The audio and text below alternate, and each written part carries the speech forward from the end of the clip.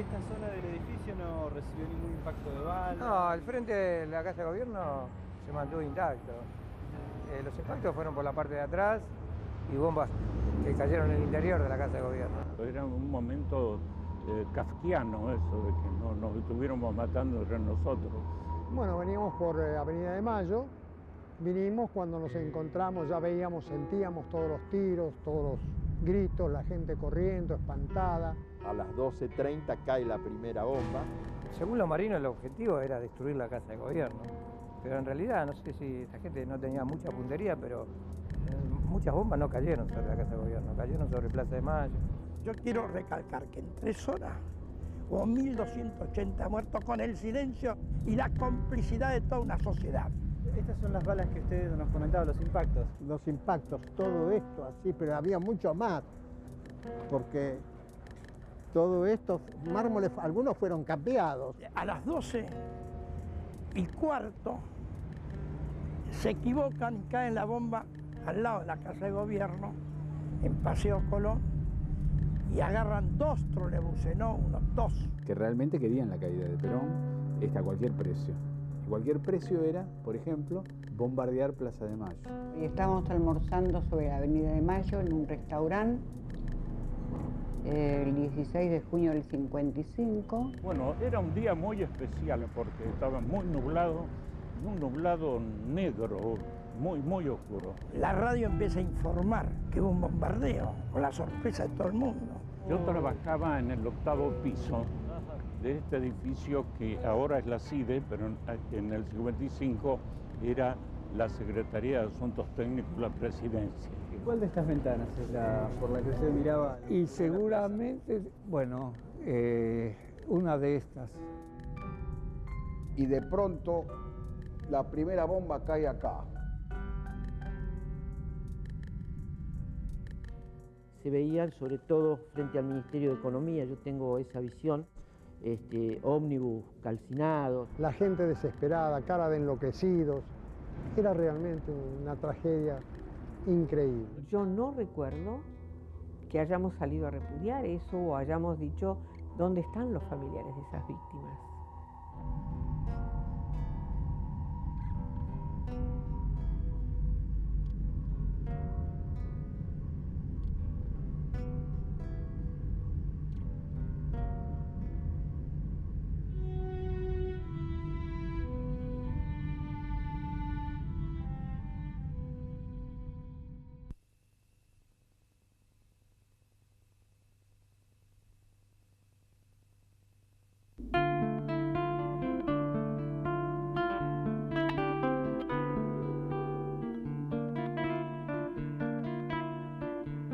Yo entré en el correo porque familiares míos escribieron a la Fundación Eva Perón, que en ese entonces casi todo el mundo hacía eso, para conseguir ayuda económica, trabajo, como en el caso mío. El país era un país armonioso. Se notaba la alegría de la gente, del pueblo que tenía trabajo. Nadie pensaba que Perón iba a ganar en las elecciones de 1946, de febrero del 46, y sin embargo gana. Perón no solo hace un gobierno que lo consolida, sino que, como se sabe, hay elecciones de vuelta en 1951. Saca el 62.5% de los votos, mientras que la oposición saca el 31% de los votos. O sea que el peronismo a nivel electoral era imbatible. Los que hablaban de democracia y los que hablaban de constitución tienen que buscar otra manera para sacar el peronismo. ¿Cómo va a ser esa manera? Por medio de la fuerza, por medio de la violencia, por medio del terrorismo.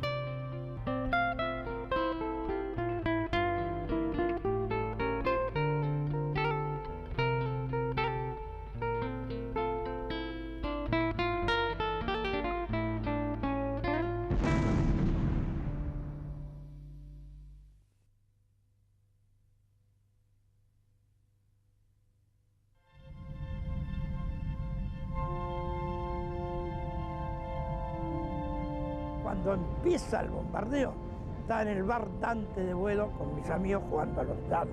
Los marinos habían salido cerca de las 9 de la mañana de Punta Indio. Creo que llovinaba un poquito ese día, no me recuerdo muy bien, pero creo que llovinaba algo. El clima no les favoreció, había un plafón muy bajo para bombardear. Estuvieron dando vueltas sobre la ciudad de Colonia como 2 horas. A las 11 la aeronáutica ya da un parte de que aviones navales están sobrevolando. Es una confusión en este momento, si la puerta era esa, ¿no es cierto? Si era esa o la del medio. Y a las 11:30 deciden sacarlo a Perón de la Casa de Gobierno y llevarlo al Ministerio de Ejército para que esté más seguro. ¿Cuál era el despacho de Perón?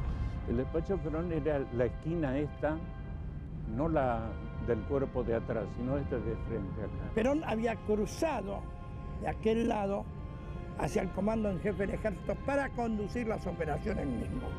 Miro hacia adentro, empujo, no veo nada, no había nadie que me indicara que no se podía entrar, pero veía mucha gente que corría hacia Retiro. Pero si la gente corría para allá, yo quería saber qué es lo que pasaba cerca de la Casa de Gobierno y empiezo a caminar hacia allá.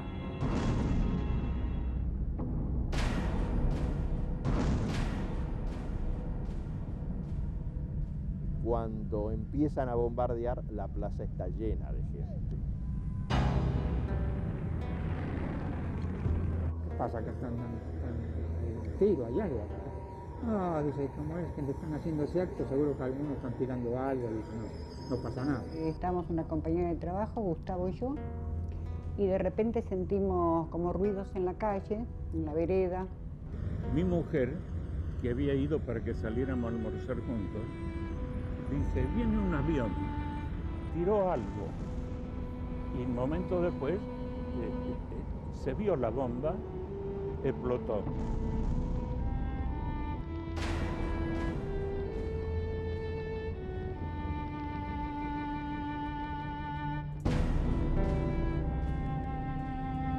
A las 12:30 cae la primera bomba. Y de pronto la primera bomba cae acá.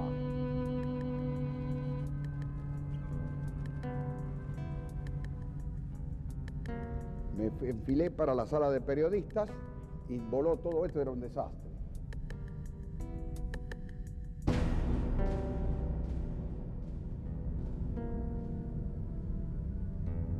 Eran cerca de las 12 del mediodía y entonces un médico, amigo mío, me dice, ¿qué haces acá que estamos bombardeando la Casa de Gobierno? Se equivocan y caen la bomba al lado de la Casa de Gobierno y agarran 2 trolebuses, no uno, 2. La primera bomba la tiró el jefe de la base naval de Punta India, de apellido Noriega. La mayoría eran chicos que salían de la escuela porque eran las 12:15 y mueren todos calcinados. No quedó nada de eso.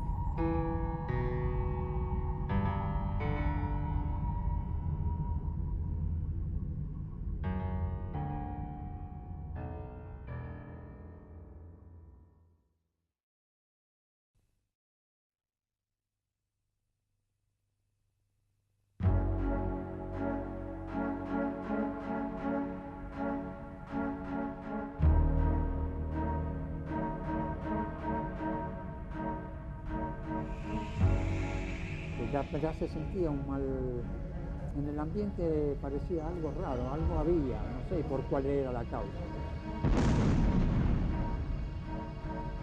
Toda la semana previa había habido muchísima tensión.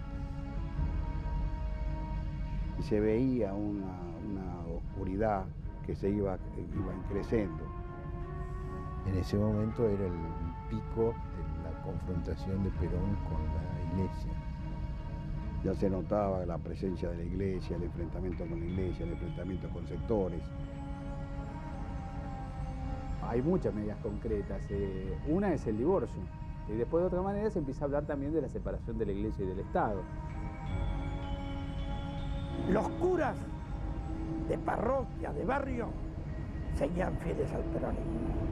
La alta curia, sobre todo Tato, Monseñor Tato, atacaban ferozmente al peronismo. Y había, digamos, una actividad muy fuerte del nacionalismo católico que estaba lanzado a una cosa muy fuerte de antiperonismo. Después van a hacer una marcha para festejar el Corpus Christi. Marchan hacia el Congreso. Con una cruz gigantesca y rezando, no solo van los católicos, sino que van los dirigentes del Partido Socialista y del Partido Comunista. La Iglesia era la que, a través de su jerarquía, estaba atacando al peronismo. Todo lo que era el antiperonismo, ahí en la marcha.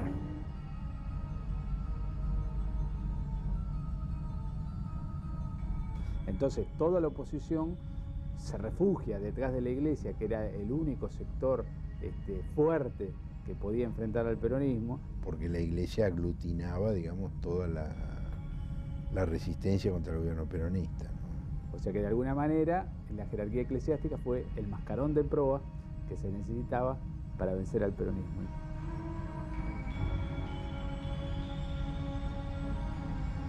En el fuselaje de los aviones que bombardearon Plaza de Mayo estaba el símbolo de Cristo Benz. Por lo menos una de esas bombas que vi que estaban semienterradas tenían la insignia de la B con una cruz de Cristo Benz. Una cruz con una B debajo, que después la resistencia peronista lo transformó en Perón Vuelve.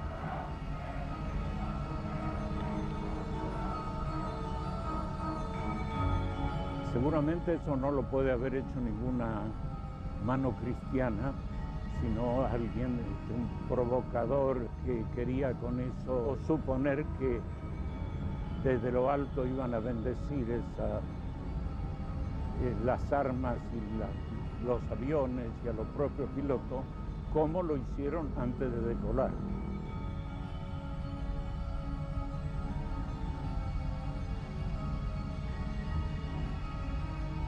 Los planes ya venían funcionando después de las elecciones del 51 y la embajada norteamericana se plantean una serie de posibilidades con respecto a Perón y al peronismo, y una de ellas es un derrocamiento de forma violenta, y hasta se habla de asesinarlo.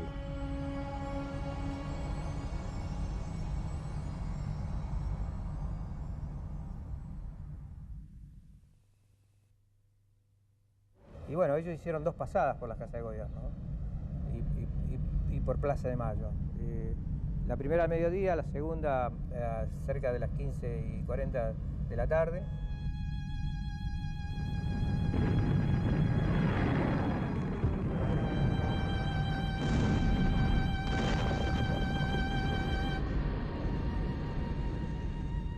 Yo recuerdo que vine de ahí y que corríamos cuando ametrallaban hacia allá. Venían partidarios de Perón con bandera. Entonces uno siempre ve la escena posterior que va a realizar. Y en Avenida Mayo tiraron bombas, de allí los vi venir a todos. Y fuimos hacia Plaza de Mayo, que parece que ahí se centraba todo, y nos encontramos con que se había bombardeado la plaza.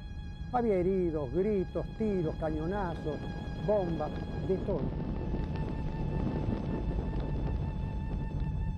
Después veíamos para tratar y volvían. Y después volvían otros.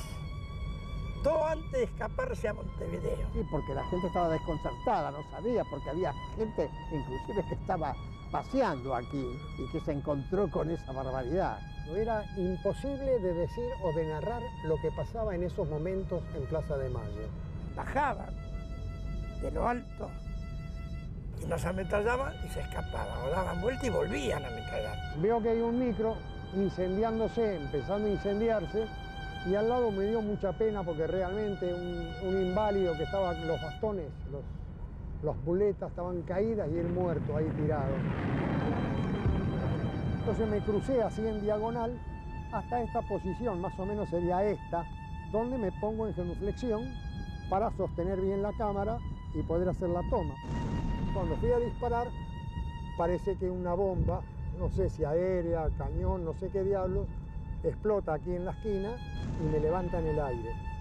La onda expansiva me tira en el aire y cuando caigo con mi pierna izquierda, la cual había sido destrozada prácticamente cuando cayeron las esquirlas. Mientras él iba a ver si podía socorrer a alguien, ayudar a alguien, pero se encontró con la mayoría de la gente muerta.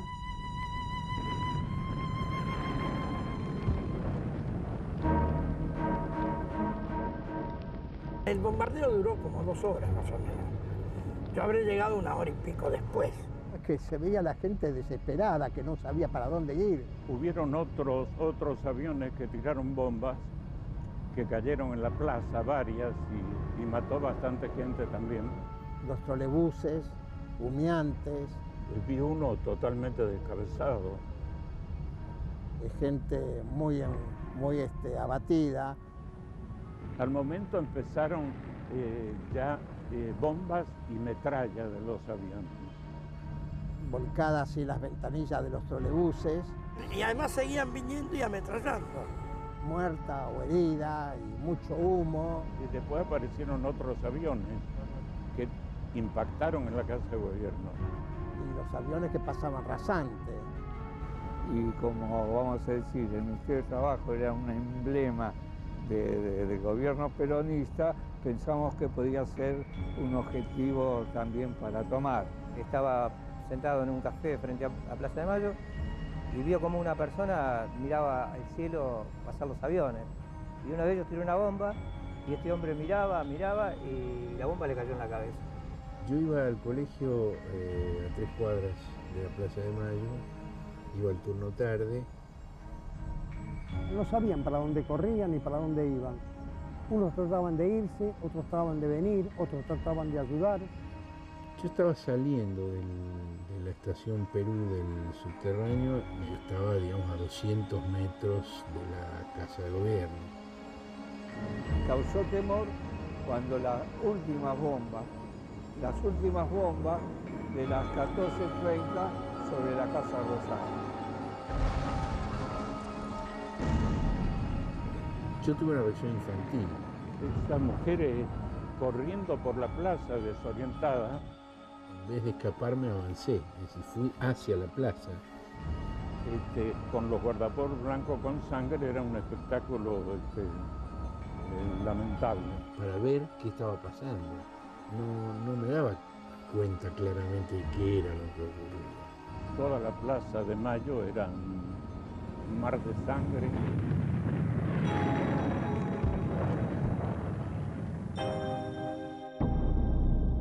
Estábamos abajo, porque nos fuimos todos pensando que si pasaba algo en el sótano no nos iba a pasar nada. Era un día de trabajo, ¿no? Era un día de trabajo, no era un feriado, era un día de trabajo. La gente paseaba por Plaza de Mayo, había gente trabajando. Estaba esta convocatoria, ¿no? Donde había acudido gente. En esa época había mucho movimiento de obreros y todo. Y este era un restaurante más bien de gente obrera, ¿no? El 16 de junio estaba pupilo en un colegio de San Isidro, el Colegio Marín de San Isidro, y cuando retornábamos de Retiro, tomamos un subte hasta Plaza de Mayo, se veían sobre todo frente al Ministerio de Economía, yo tengo esa visión, ómnibus calcinados, era una sensación muy rara, corría agua, se veía mucha destrucción, fuego.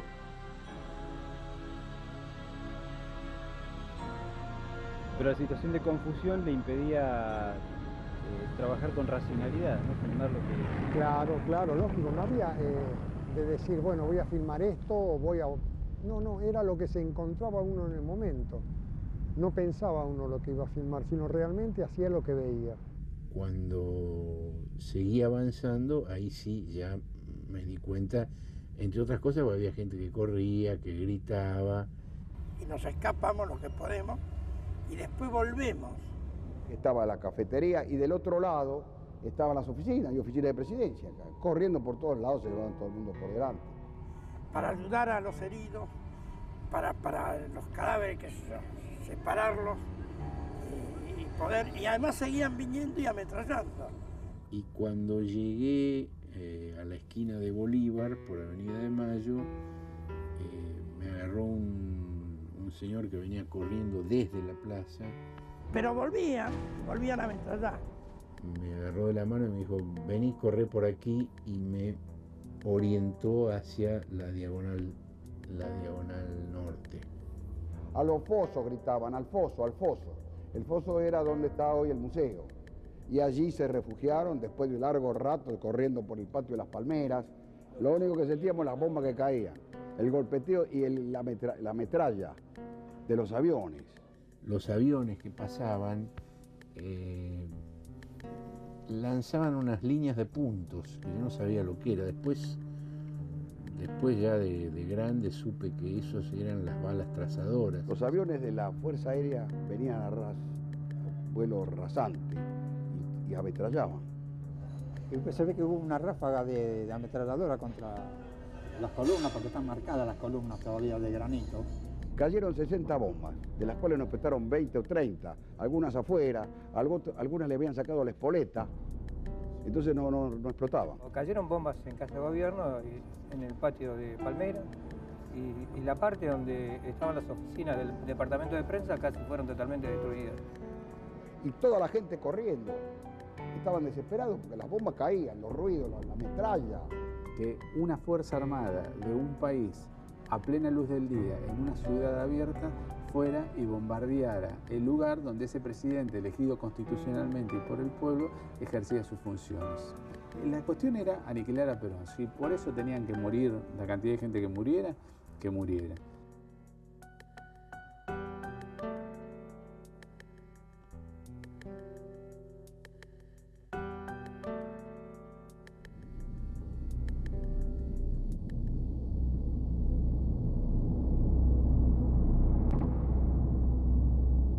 Cerca de las 7 de la mañana, 300 infantes de Marina del BIN 4, con asiento en Puerto Nuevo, ocuparon el Ministerio de Marina y de ahí se dirigieron a la Casa de Gobierno.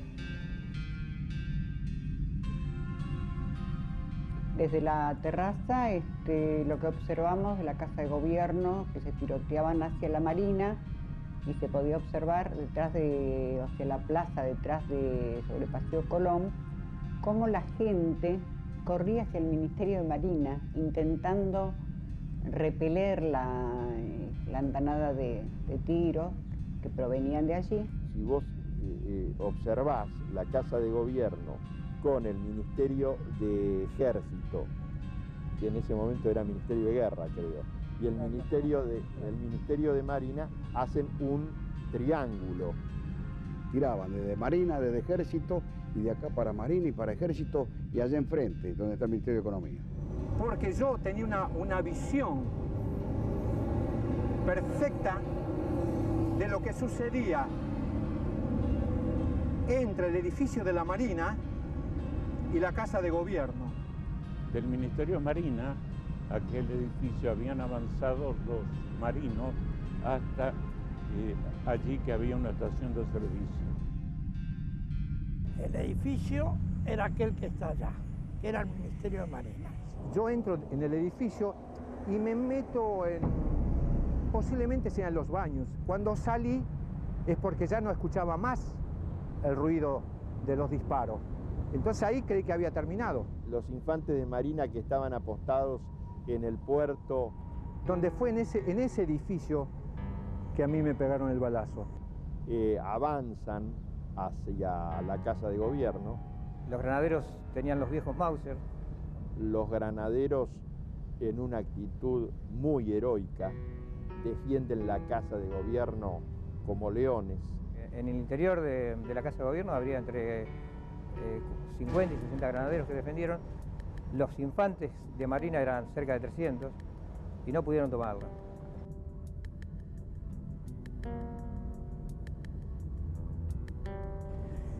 La gente ingresaba por todos lados, por todos los costados, que venían de distintos lugares. Y después los camiones, llegaban camiones de obreros, de trabajadores, pero que no traían nada, palos y piedras.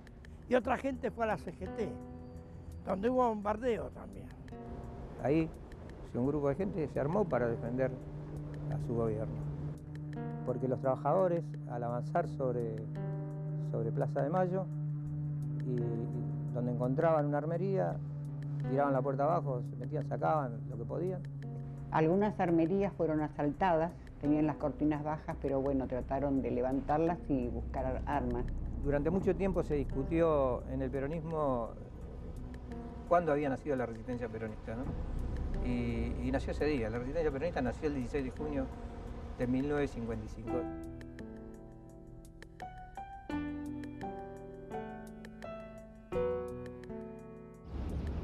Paralela a la Casa de Gobierno, llegó un tanque grande. Antes de las 17:30, Pablo Vicente, que también era mayor, era compañero de mi padre, avanzó hasta allí y se frenó. Entonces se rinde la Marina allá en el Ministerio de Marina. A bordo de un tanque, avanza contra el Ministerio de Marina. Entonces la gente que estaba en la plaza, ¿no? Ya la gente iba atrás del tanque. Se vinieron detrás del tanque. A hacer frente a los sublevados. Hombres de todas las edades y sobre todo jóvenes. Vamos hacia allá para repudiar. Lo empujaban al tanque para que llegara donde estaban los marinos. Y cuando llegamos, volvieron a acribillar a la gente, a balas y cayó mucha gente. Le seguían tirando de la estación y cayeron varios de esos hombres. Ellos capitularon cuando le comunicaron que ya los aviones estaban todos en Montevideo. Yo salí también después de que parecía que se había terminado todo y que se había rendido el Ministerio de Marina. Pero así todo Gargiulo, se pega un tiro. Donde el jefe ahí se había suicidado. Y ahí ya deponen las armas.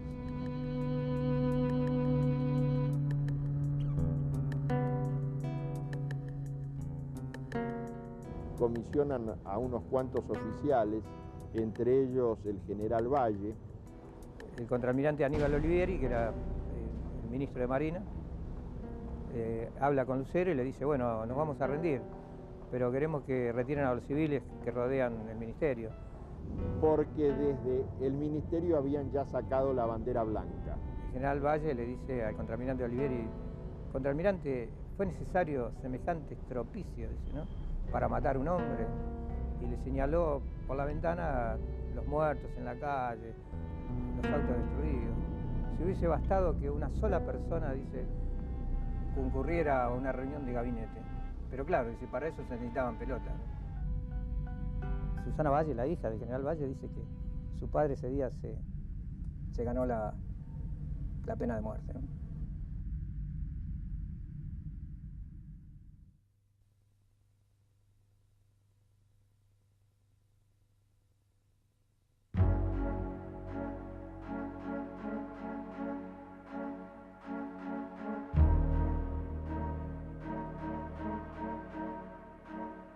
Yo soy el coronel retirado Horacio Ballester, presidente del CEMIDA.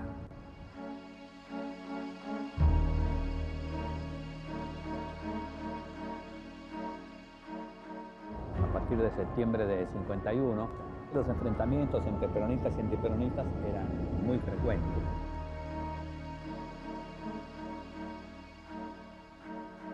Había sectores que estaban comprometidos, fundamentalmente radicalismo, y algunos inclusive de partidos de izquierda. El 51 marca un quiebre, sí, no hay ninguna duda. Después estaban los militares, que evidentemente no estaban de acuerdo con el peronismo y hacen ese levantamiento. Y allí ya las Fuerzas Armadas comienzan a dividirse en dos bandos tremendos, los peronistas y los antiperonistas. Y estaba el general Lanusse, estaba Suárez Mason.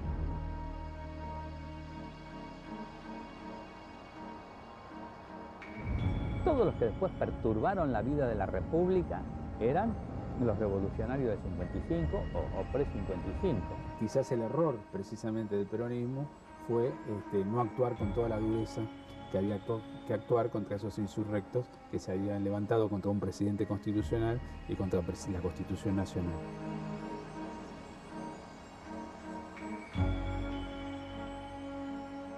En ese defecto de ser no tan duros, ya se está incubando la próxima sublevación que va a ser la de junio del 55. Los civiles tuvieron, la misión que tenían era rodear Plaza de Mayo para que en el momento que se tomara la Casa de Gobierno entrar. Y se iba a establecer un gobierno civil. Los civiles dan letra y los militares ejecutan, que es un poco lo que pasó lamentablemente siempre en los golpes militares en Argentina, ¿no? Cuando se produjo la revolución del 55, todos los políticos, muchos de ellos cuyos nombres están ahora en las calles de Buenos Aires, formaban parte de la Junta Consultiva a órdenes del almirante Rojas, apoyando a un gobierno militar. Balbín, por ejemplo, Ricardo Balbín. Y eran gente que estaban permanentemente atrás de los cuarteles o en los cuarteles incitándonos a la rebelión.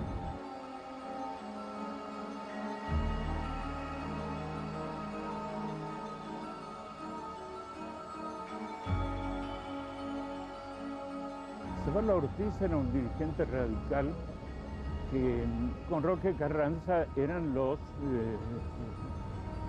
jefes visibles de los comandos civiles. El primer acto que hicieron los comandos civiles fue el 15 de abril del 53, en un acto peronista que la plaza estaba llena. Mientras Perón hablaba, explotaron una bomba que después se sabe que eran estudiantes de química, antiperonistas, que estaban ya, eran unos protocomandos civiles, por decirlo de alguna manera, que ponen las bombas. Y una de las bombas que la pusieron en el metro acá de Defensa, produjo 5 muertos y como 90 heridos. Con una cantidad considerable de heridos y de muertos, y precisamente uno de los ejecutores hoy tiene una estación de ferrocarril con su nombre.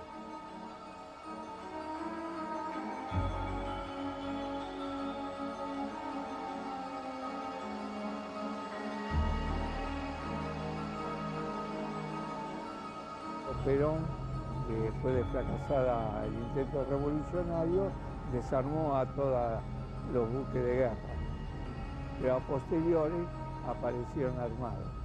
El avance de la flota de mar, con la amenaza de bombardear las refinerías petroleras, es una cosa que nos daba miedo, ¿no? La gente del 55, en vez de dedicarse a desarmar el aparato golpista, el aparato antiperonista, lo único que hicieron fue ascenderse. En el interín que hubo del golpe fracasado del 16 de junio al 16 de septiembre, el diputado radical Allende denunció la incursión de naves enemigas en el estuario del Río de la Plata. Aparentemente esas naves que denunció extranjeras que denunció el doctor Allende aprovisionaron a barcos de guerra argentina.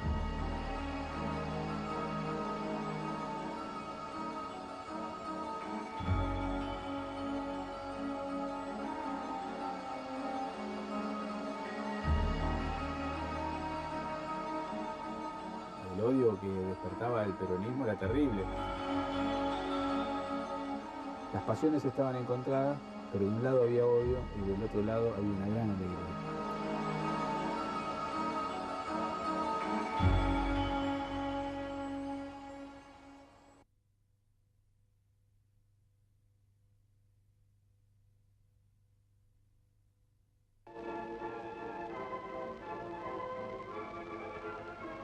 Cuando se disipa el humo. Ya viendo que había fracasado todo esto, me dirigí a mi casa, hasta llegar al 1549 de la calle Rivadavia. Cuando no bombardeaban más, aparece un último avión. El último avión que pasa, más o menos pasa a las 17:30. Por Avenida de Mayo, por Rivadavia, volaban todas las ambulancias. Por eso no me tuve mucho tiempo que se me iba en sangre, porque pasaban ocupadas. Y la plaza tenía mucha gente entonces. Ahí donde están esos letreros, ese es el edificio, detrás de este coche que está acá estacionado. Y ese avión no tiró bomba, pero ametralló a la gente. Pasan por la Plaza de Mayo, al ver tanta gente empezaron a ametrallarla, bajaron casi rasantes y empezaron a ametrallar. Y como eso se ve que a este asesino no le alcanzaba, tira parte de su combustible. Aquí. Yo te voy a decir exactamente dónde. Eran tanques que no explotaban enseguida, sino que estaban un rato y de repente se expandía la nafta y se ardían. Por eso hay muchos quemados. Aquí fue. Aquí fue, exactamente aquí. Aquí donde yo caí con un edificio de 2 pisos, 3 pisos, que es lo que se ve. Esto municipal. Era y es. Uno de los entrevistados estaba del otro lado de la plaza. Sí. Rolando Natiuk es un hombre que en junio del 55 era dirigente gráfico. Una de las cosas que más le impresionó fue la gente quemada, ¿no? Que había mucha gente quemada. Esos edificios que hay ahí, en la calle Hipólito Yrigoyen, no existían. Entonces, se veían las 2 antenas del departamento de policía. Agarré la diagonal norte y cuando agarro la diagonal norte, que estábamos todos en Gloucester, debía ser el último, que pasaba y mientras tiraba. Esta fue la línea exacta que venía el avión. Y que yo mirando para allá, yendo a mi casa, me dan de rebote en esta pierna. Tomamos por la avenida, por la diagonal sur, y ya venían los aviones. Los teníamos de frente, vuelo rasante y ametrallando la diagonal sur.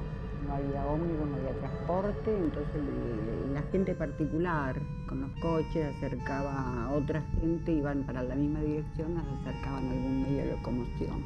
Y aquí había un señor también herido, que no sé qué es lo que pasó.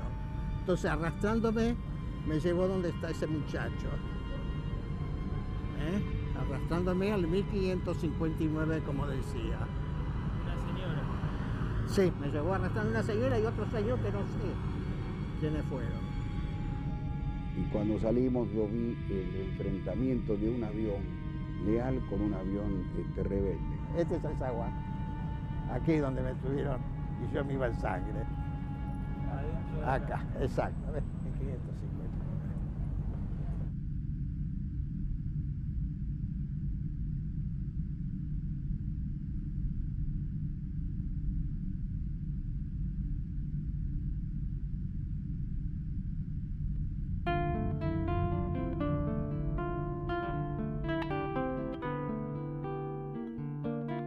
Después empezaron a venir ambulancias, coches particulares, y ayudamos a juntarlo, ¿no?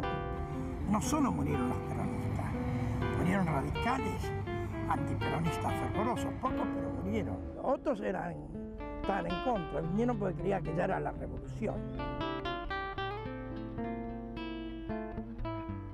Cuando salimos a la calle me encontré con ese troleibús que había caído la bomba, había todos muertos. Por el lado de Leandro Alé, de Paseo Colón. Y cuando encontré todos los cadáveres ahí, pues una cosa espantosa, Había muy pocos heridos, estaban o se los habrían llevado, pero eran todos cadáveres. Como también frente a la parte principal de la Casa de Gobierno, donde habían quedado algunos autos estacionados, habían gente muy mal herida o muerta. Nos hacía preguntar tanto a mí como a mi amigo Alberto, que era de mi misma edad, si tenía razón una contienda política con ese grado de destrucción en ómnibus que iban civiles.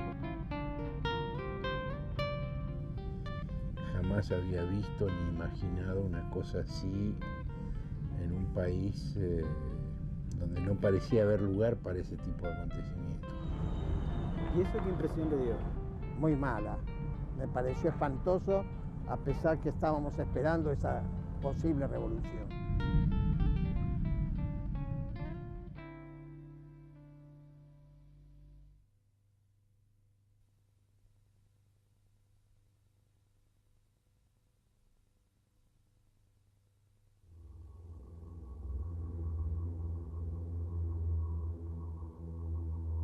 los marinos se entregan y son apresados. El Consejo Supremo de las Fuerzas Armadas juzgó a todos los militares que se sublevaron. Las condenas no pasaron de 2 o 3 años, pero a los 3 meses fueron liberados. Después, cuando se produce la revolución del 55, septiembre del 55, los reincorporan a todos. Aparecen como grandes salvadores de la patria. Y bueno, estos marinos salen con todos los honores, ¿no? Y reponen a todos los que habían echado en el 51. Ahí es cuando reaparecen entonces Suárez Mason, Ranzo Montero, Pancho Garay, Lanusse. El que tenía el mayor poder dentro de la Armada se llamaba Olivieri, era un contraalmirante Olivieri. El día de los bombardeos, que evidentemente él lo sabía, da parte de enfermo, no va a trabajar, como para quedar exento. Carlos Macera, que era aviador, hermano de Emilio, fue uno de los que bombardearon. 2 de los secretarios que tenía contraalmirante Olivieri, que era el ministro de Marina, eran Horacio Mayorga y Emilio Macera. Horacio Mayorga también fue un personaje de la última dictadura militar, y después por otro lado también había Osvaldo Cacciatore, que era un teniente primero de aeronáutica. Y otro de los personajes siniestros es la figura de Suárez Mason. Cuando los aviones tiran las bombas y se van para Montevideo, quien los recibe en Montevideo es Guillermo Suárez Mason, que es el hombre que recibe a los aviadores en Montevideo. Él estaba exiliado porque había participado del golpe del 51. Que después, como sabemos, va a ser uno de los protagonistas de la mayor dictadura militar que hubo en la Argentina, la de 76 en adelante, y a cargo del primer cuerpo de ejército.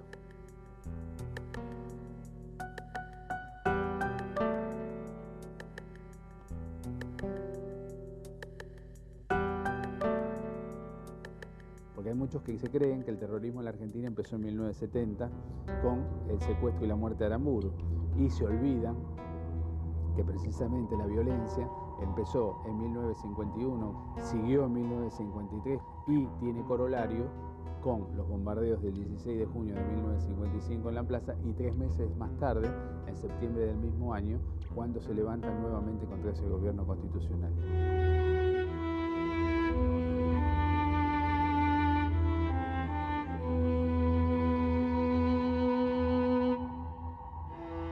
Ahí van civiles, como el que fue canciller del radicalismo, Miguel Ángel Zavala Ortiz.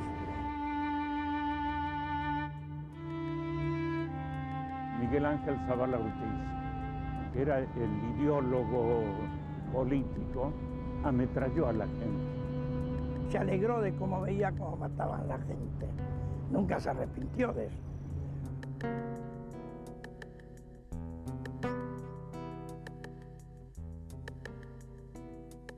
Los que comandaban el grupo era Noriega y Sabarot.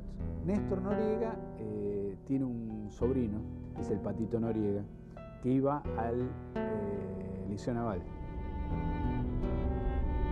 El Patito Noriega, de alguna manera, rompe con su clase social y empieza a militar en la UES, en la Unión de Estudiantes Secundarios, y después milita en Montoneros, en el peronismo revolucionario de Montoneros, y como tal, como militante peronista de Montonero, muere secuestrado y desaparecido por la última dictadura militar.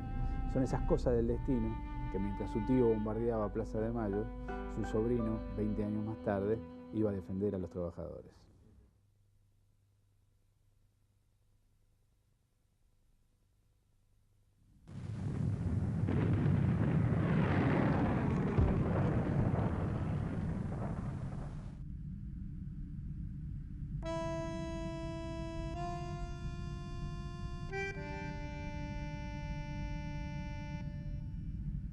Qué ironía del destino, ¿no? Porque usted venía pensando que a Perón lo derrocaban, pero... Exacto, y no fue así.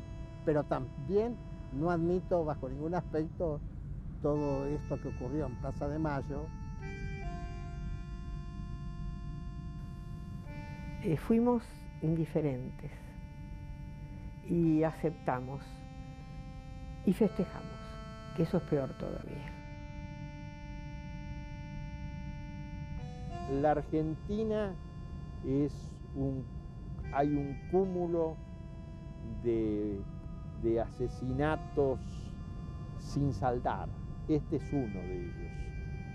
Porque yo era antiperonista, ¿no? Yo era de familia radical y este hecho es el inicio de una larga cadena de actos brutales, de actos hasta de exterminio masivo, de exterminio como un criterio político. ¿Qué hicimos en el 55 cuando en septiembre pasa todo esto y cae Perón y ya se sabe y sabíamos de las muertes, de los bombardeos y de los combates?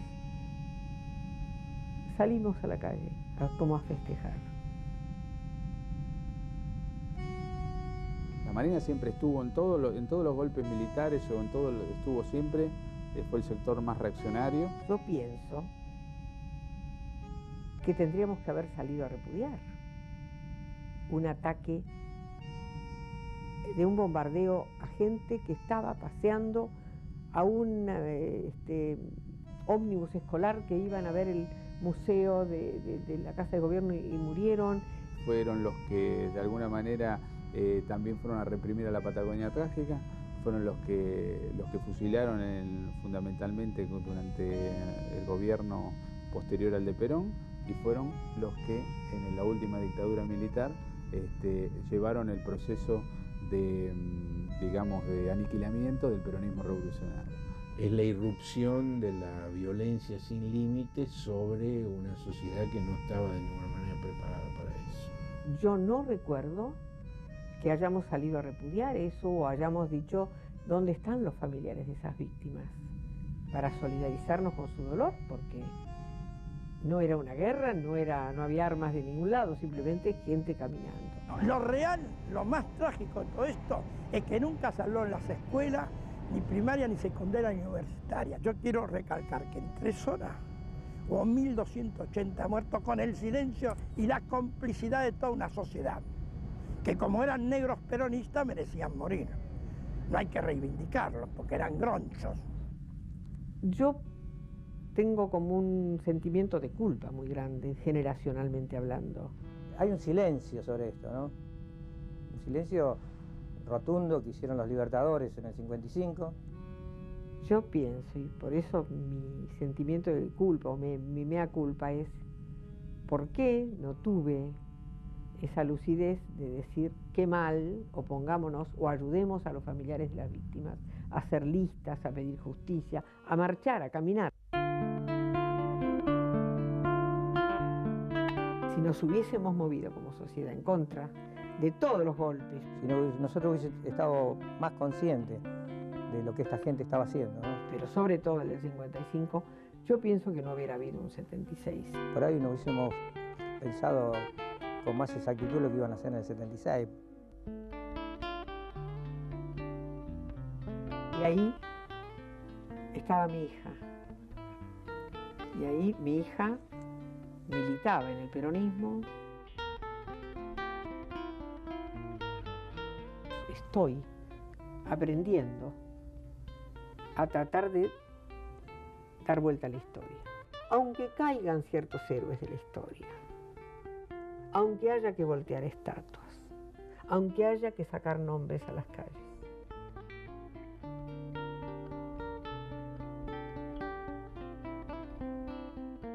Ya no soy ni anti ni de nada.